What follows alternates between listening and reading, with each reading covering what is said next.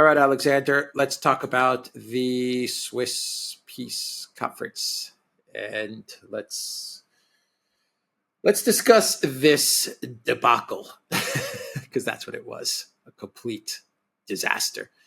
Not even Kamala stayed. Not even Kamala decided to stay. She gave her speech and she left. She was gone. Olaf Scholz bolted. He was gone.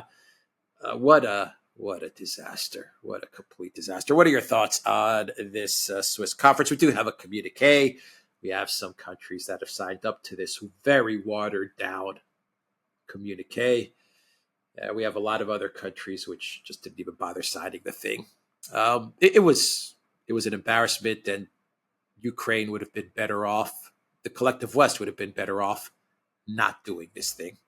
That's my opinion. They should have avoided this thing, but they went through with it. Anyway, what are your thoughts on the Swiss peace conference? I entirely agree with your last point. What this conference has actually done is that it's proved the extent to which support over the Ukraine issue has drained away from the West. Now, compare what happened in the first weeks of the Russian advance into Ukraine back in February, March 2022. We had a vote, but at the UN General Assembly, I think it was something like 150 states voted to demand the unconditional immediate withdrawal of Russian troops from the territory of Ukraine. It was a Western-backed resolution. Of course, some important countries abstained, like China and India, for example, but nonetheless, it did signal widespread shock and disapproval of what the Russians had done. Well, they now decided, 2.5 years later, to have this conference. And they never completely explained what its actual purpose was supposed to be.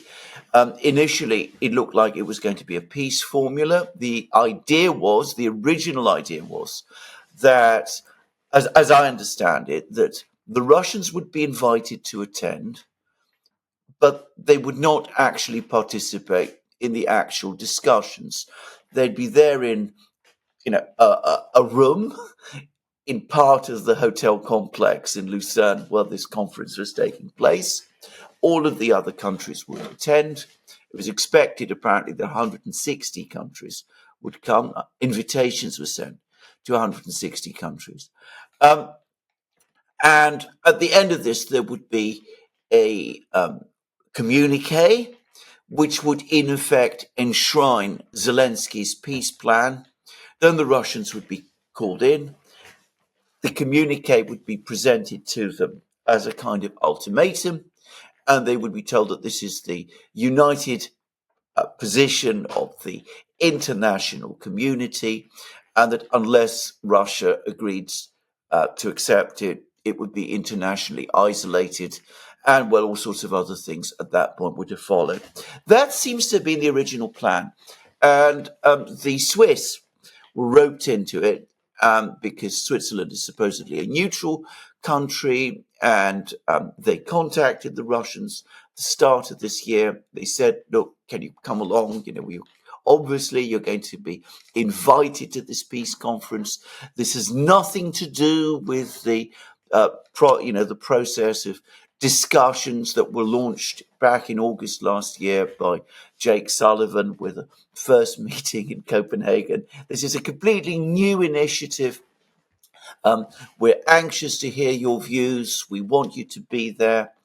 And the Russians were very suspicious from the start, and they asked what this was all about, and it became clear what the arrangement was going to be. And then at that point, Lavrov gave a very interesting interview about this. He told the Swiss, you must be absolutely joking. We're not prepared to participate or take part in anything like this. As far as we are concerned, we're not invited, and we're certainly not going to attend simply to be handed ultimatums. So that was what the Russians said. So they said that they were not going. Now, at that point, trying to stage this at all was a mistake. But the moment the Russians said that they were not going, The right thing to have done would have been to call the whole thing off. But no, they decided to go ahead with it. And the person who apparently insisted that they go ahead with it was Zelensky. And there were reports that in April, Western governments tried to contact him. There was a meeting with Western ambassadors in which Zelensky was told this conference isn't really working. Fewer and fewer countries are attending. There's growing opposition to what we're trying to do there. Apparently, he went absolutely hysterical. He threw a tantrum. Again, we know about this from the Russians, and he insisted on going ahead. And I think the main reason he insisted on going ahead was the one you gave in a program that we did about a week ago, in which we also discussed this conference, which is that putting aside the question of whether there was going to be support for his so-called peace plan, he wanted a conference to take place. He wanted all the major leaders there because his own position as president of Ukraine is now in question. The Russians are openly saying that he's not the legitimate president of Ukraine because he cancelled elections. And he wanted the embrace of world leaders in order to show to the world and to the Ukrainian people, and of course also to the Russians, that yes, he is the internationally recognized and supported president of Ukraine. So the peace conference, so-called peace conference, went ahead, and of course support drained away. China said it wasn't going. Other countries, a whole slew of countries, said they weren't going. Out of the 160 that were supposed to attend, only 92 sent representatives, which is already a steep reduction. Important countries like Indonesia, for example, Egypt, simply refused. And of course, China simply refused to send anyone at all. Biden and the Biden team decided that he shouldn't go at all either, despite the fact that he'd just been in Italy, in Apulia at the G7 summit. So it would have been easy for him just to take a short flight and at least attend one of the sessions in this conference in Lucerne. But anyway, they pulled him away and sent him back to the United States, where he bombed at a donors conference and had to be helped away by Obama. But that's another story. We'll talk about that another day. So the Western governments, the European governments, of course, all attended. Most countries around the world either stayed away or sent minor officials, just representatives, who didn't participate. Zelensky then went to Saudi Arabia, and apparently the Saudis had decided not to go, but he went twice to Saudi Arabia. He pleaded with MBS for a Saudi representative to go. The Americans chimed in. The Saudis eventually sent their foreign minister. Anyway, something like 92 countries and international organizations, which means, of course, entities like the European Union went there. They had a discussion. All the Western leaders said exactly the same things. In other words, it sounded as if, as I said in one of my own programs, that they were using the same script writer. A few EU and NATO leaders dropped the mask and said things about the Russians, which was so extreme about decolonizing Russia and breaking it up, that I think that will have lost even more support for Ukraine and for the Western powers. And then, of course, they came up finally with a final communique, which was immensely pared down from what had been originally intended. And they claimed that 80 countries signed it and not 12 didn't. And of course, the 12 that didn't included countries like Brazil, India, Saudi Arabia, Indonesia, Thailand, all of those countries. Anyway, they refused to sign it. They pretended for a while that Iraq and Jordan had signed it. It turns out that they haven't. So out of the 92 that finally attended, only 78 signed this communique, which basically says very little.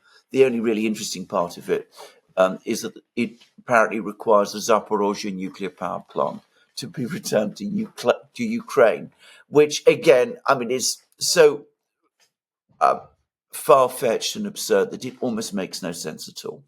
And of course, to add to the trouble, Putin, on the day before the conference was, convened, he addressed the foreign ministry board in Russia. He gave a colossal speech. I mean, it's one of the most impressive that he's ever given on foreign policy, providing a whole examination of the entire state of international relations and relations in Europe.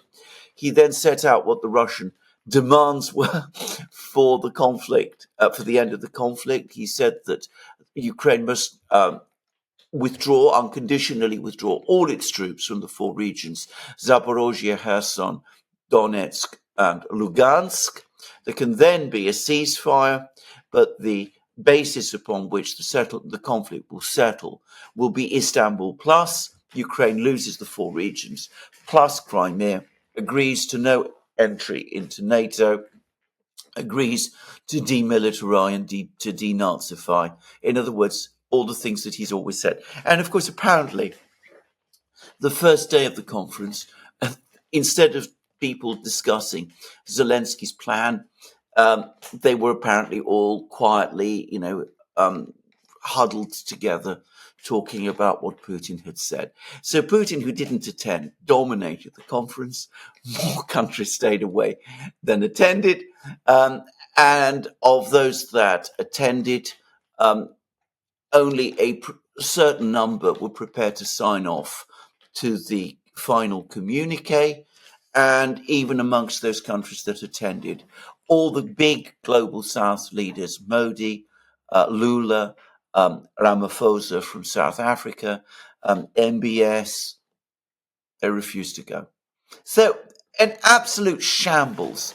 And we've seen support for Ukraine fall from, around 150 states, which is what voted for the UN General Assembly resolutions at the start of the war, to 78. And of that 78, that includes countries like Hungary and Turkey, which basically signed up to this communique because of the pressure that they're under. Serbia too, by the way. And of course, we know that they're not really on board either. So what it has done is it has demonstrated, again, the complete collapse of support for Project Ukraine around the world, and to the extent to which most of the world is now quietly realigning with the Russians. A disaster. Completely useless piece of paper, the communique. If Hungary or Serbia, Turkey signed up to it, they really have nothing to lose. They signed up to it, so what? It's meaningless, and they get the pressure of the U.S. off of them, because I'm sure that they were putting a lot of pressure on these countries to sign up to the communique. So why not sign it? It's meaningless, and you get some space from U.S. pressure. The big winner out of this conference, even Ukraine parliament members have admitted to this, was Russia and Putin, because everyone was talking about Russia and Putin and his real peace ceasefire proposal, or at least a starting point for negotiations. You may think his position is maximalist. You may think his position is too generous. Doesn't matter. He put out a real proposal to begin negotiations. So what the U.S. should have done and Ukraine should have done is they should have countered, so that you could begin some sort of dialogue and some sort of process. They didn't do it. They rejected Putin's proposal outright. I'm sure the Russians knew that they would. And Russia turned out to be the big winner out of this entire conference. Zelensky turned out to be the real big loser. Switzerland turned out to be the real big loser. And I'll I'll give you another theory idea that has come my way. The other winner out of this conference from the Ukraine side of thing was Yermak.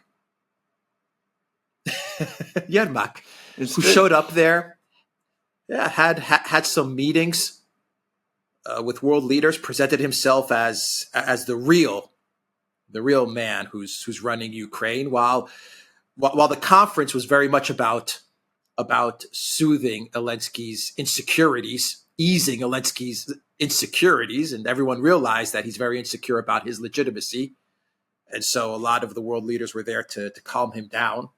Yermak came into the conference, and he was talking business. Yes.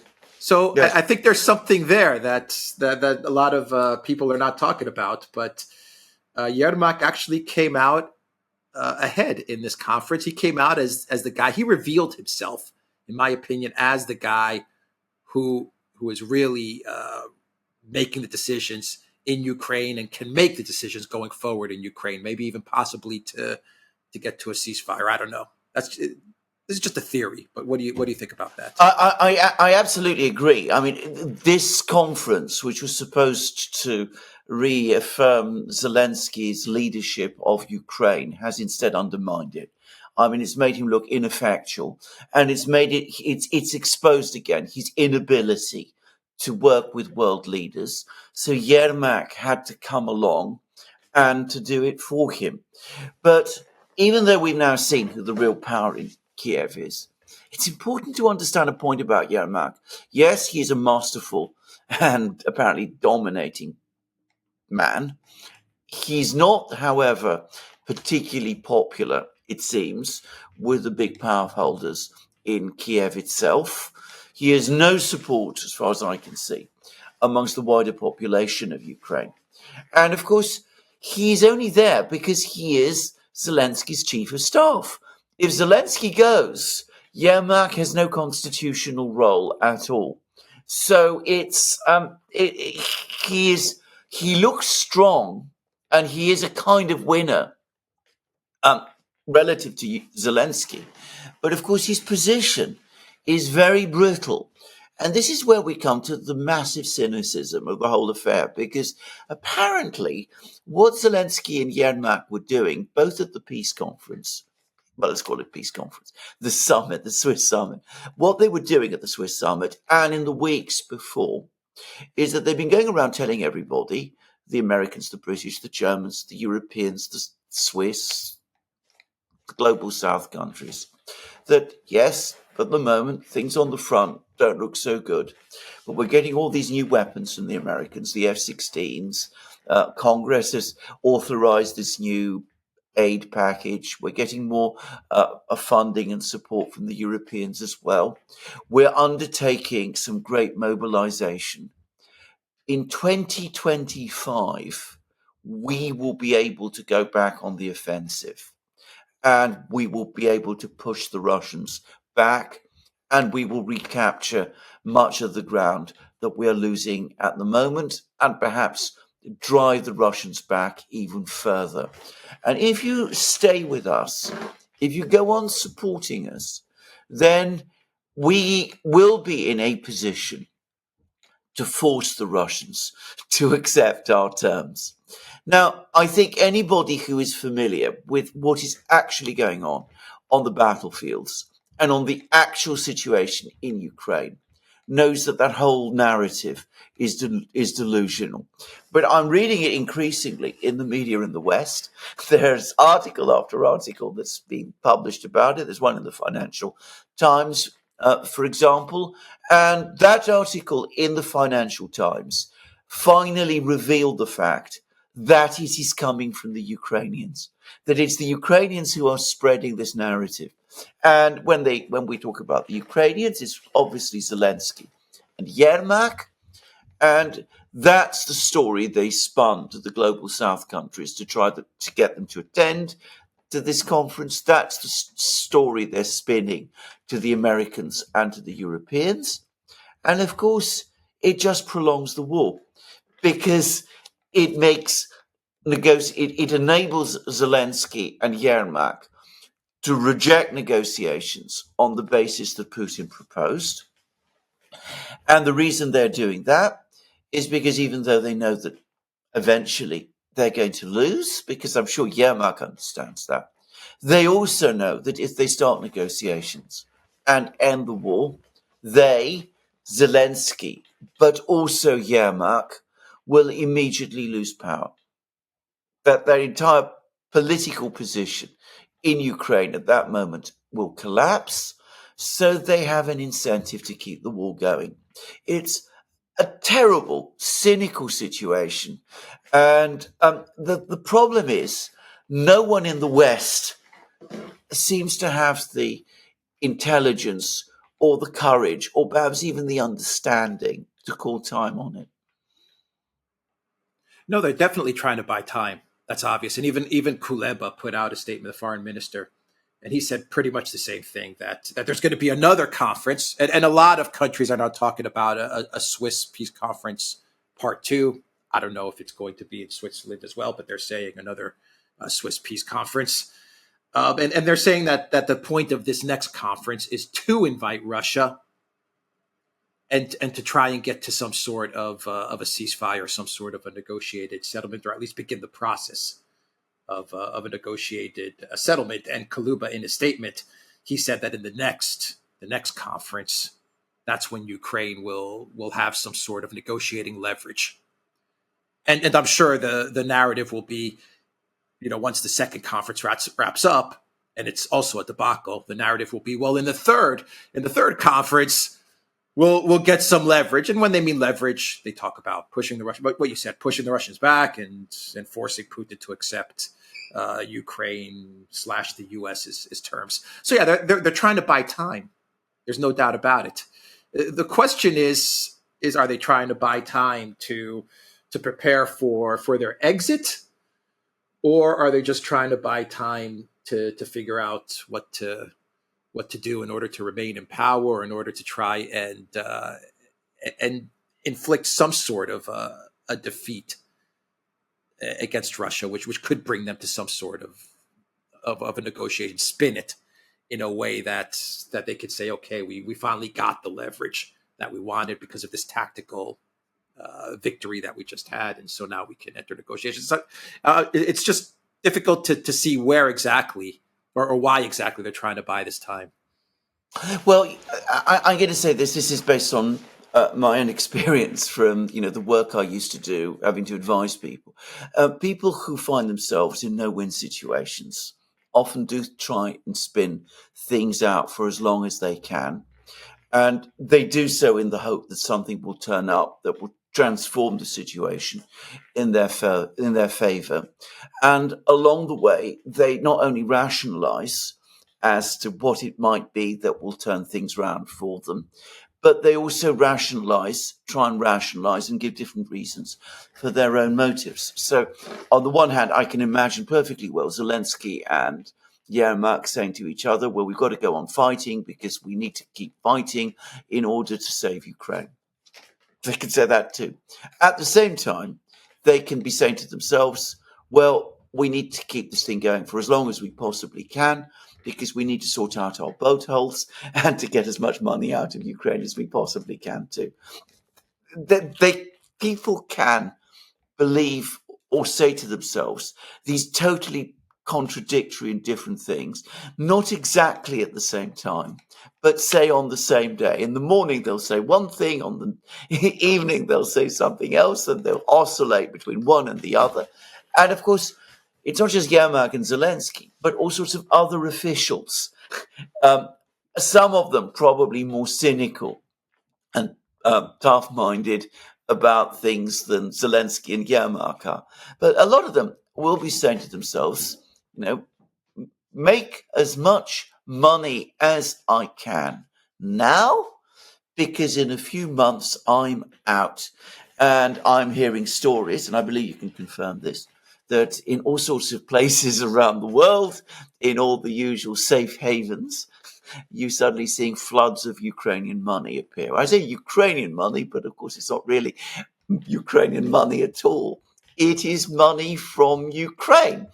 And again, it has been completely not reported upon, except for one article that I've seen in the Financial Times. But Ukraine's moratorium on debt repayment, on its repayments to its bondholders, is due to expire in August. And the Ukrainians are now coming to the bondholders and are demanding a 60% haircut, even from the bondholders, even, of course, as they are demanding that the West give them even more money. The $50 billion loan that we talked about the other day. And Zelensky, again, is going around talking about the $300 billion in Russian funds that have been frozen. So you can see what's happening. I mean, at one and the same time, they're probably telling themselves we must, go on fighting, because if we don't do that, the Russians will swallow us. At the same time, they're saying to themselves, let's get as much money out of this country as we possibly can. Yeah, it's also about self-preservation. I think all of these guys, even Yermak, Podolyak, Zelensky, they could easily turn on each other because it's all about self-preservation. So they definitely will have different motivations in order to make sure that they can survive this mess that they find themselves in, and they'll easily sell the other guy out. Easily. I mean, for this, I have no doubt. But yeah, they have no sentimental feelings for each other. Of that, there is absolutely no doubt. No doubt at all. Yeah. So let's cover two more. Let's cover two more topics. I would like your comments on these topics connected to Project Ukraine. Why do you think the New York Times published the 2022 Istanbul agreements and all the documents, the notes, the related documents to the main agreement? Why do you think they published that document on the very same day that Putin gave out his terms for beginning negotiations? It is a very interesting question. By the way, one document, as I understand it, well, what I could see, was omitted, which is that, of course, as the New York Times admitted, the security guarantees and many of the provisions did not cover certain specific areas of Ukraine. And of course, they didn't provide the document which told us which those territories were, but I can tell you that it was the Donbass, and not, as some people are saying, the Donbass according to the 2015 front lines. It was the entire Donbass, in other words, the oblasts, the two regions, Donetsk and Lugansk. I know that because at the time, back in 2022, in March 2022, April 2022, all of the details of these negotiations, the entire range of agreements, was basically leaked to the Financial Times by Ukrainian negotiators who put a massive positive spin on them. They wanted to reveal the extent to which supposedly the Russians had made concessions. By the way, and just in parenthesis on this, going through these documents themselves, it's clear that those Ukrainian officials who were talking to the Financial Times in 2022, from memory, Podolyak, another one of Zelensky's aides, was one of them, were definitely putting a positive spin on what Ukraine had agreed to. They were making their concessions to the Russians went a lot further than they were saying at the time. But anyway, let's put all that aside. Why is this all being published now? It is a very, very good question. Now, I think, and this is my own sense, because I can't really see any other explanation of this, I think the real purpose of publishing all of this material now is because some people in Washington, in the Pentagon especially, but probably in the intelligence community, wherever, in the permanent government of the United States, now understand that the war in Ukraine is lost, and they do want negotiations, and they want to highlight the fact that there were draft agreements almost reached in Istanbul in March and April, and they want to, in a kind of a way, reach out to the Russians and say to the Russians, well, can we go back, please, and talk about something of this sort? Notice that this all came out at about the same time that Putin himself was talking about the Istanbul process being the basis for any future negotiation. So the Americans, or at least some Americans, are saying to themselves, well, maybe this is what we need to do. And it's important to clarify what those future, what that Istanbul agreement that Putin is always talking about, what that all means. But then, of course, Putin then has come forward and said, well, what we actually agreed in Istanbul in March, April 2022 does not reflect any longer the actual realities on the ground. So it must be adjusted.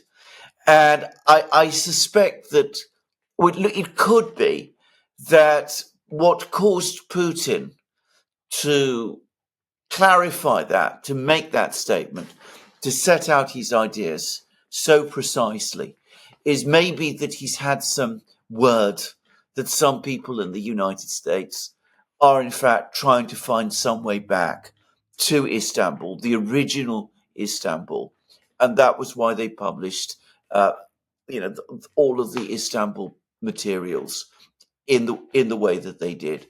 So it looks to me as if some kind of discussion between the Americans and the Russians is taking place. But the Russians are saying, look, if you think we're just going to go back to Istanbul, then you are wrong. It has to be Istanbul plus. We're not prepared to negotiate on any other basis. That was my conclusion as well, by the way. That's how I saw it. I actually saw it in two different variants.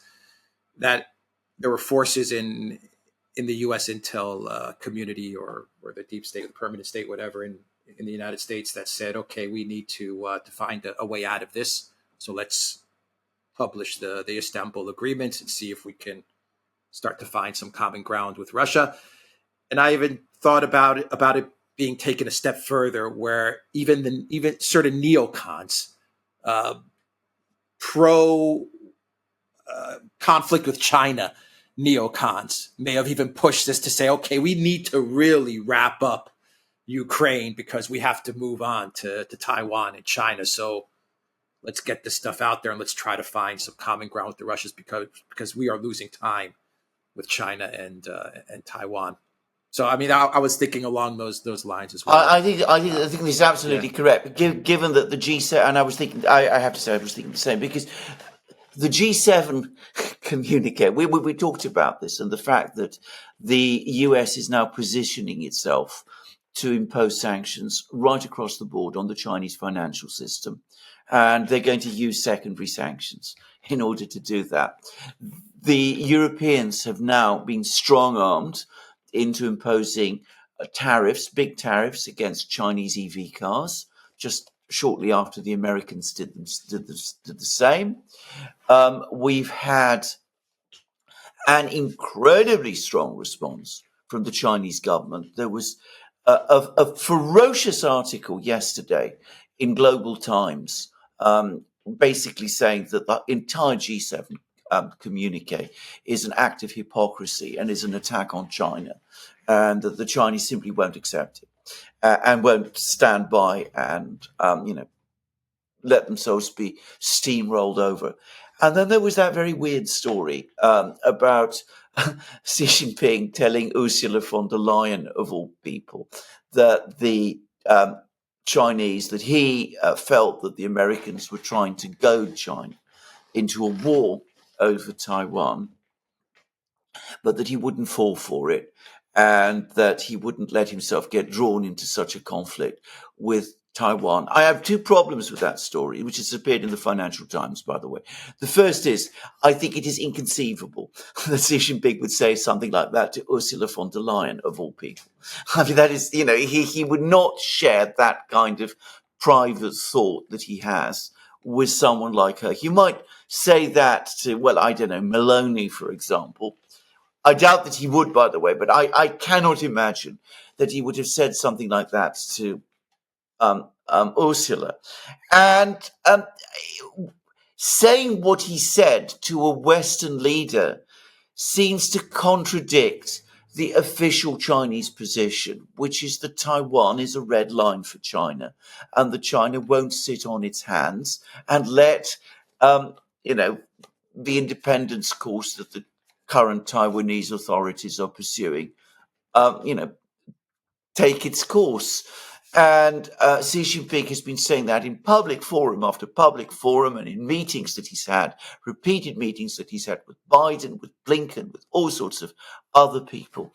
So why would he want to undercut his own red line?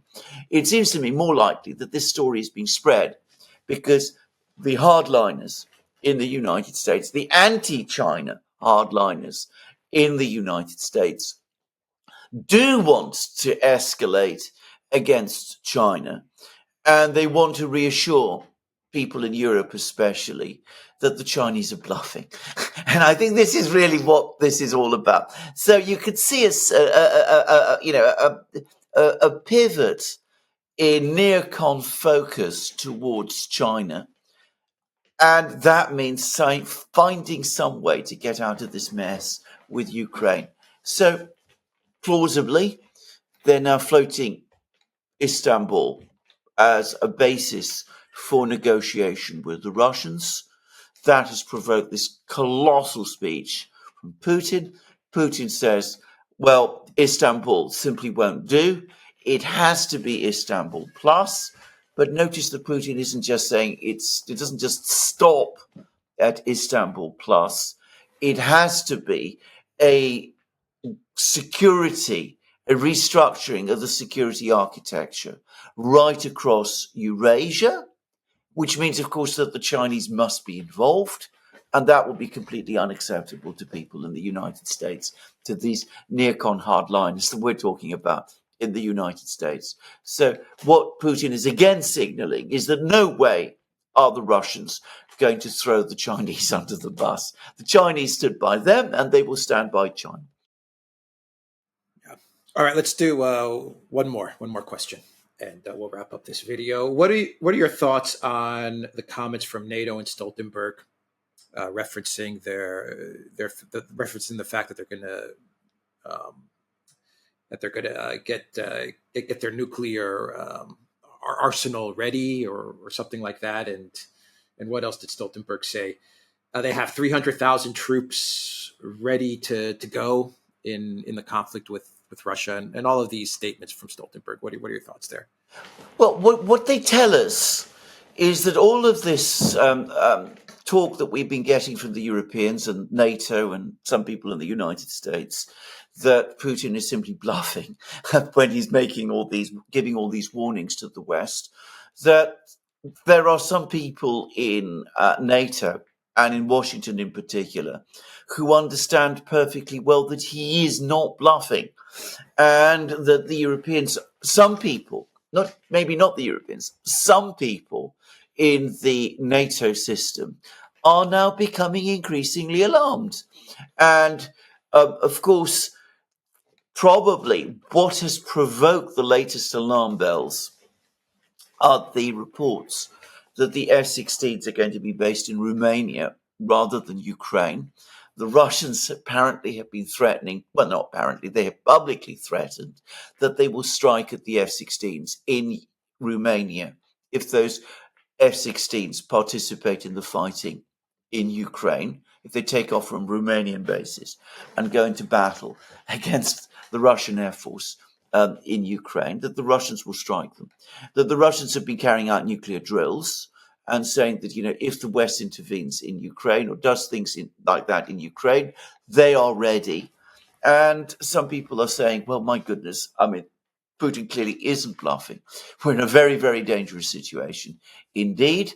So we've got to show to Putin that, in fact, we are strong too, and that we can counter equally what he is doing.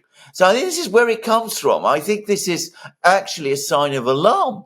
And yes, NATO has 300,000 troops. I think some said that the total number of NATO forces in Europe numbers around 500,000.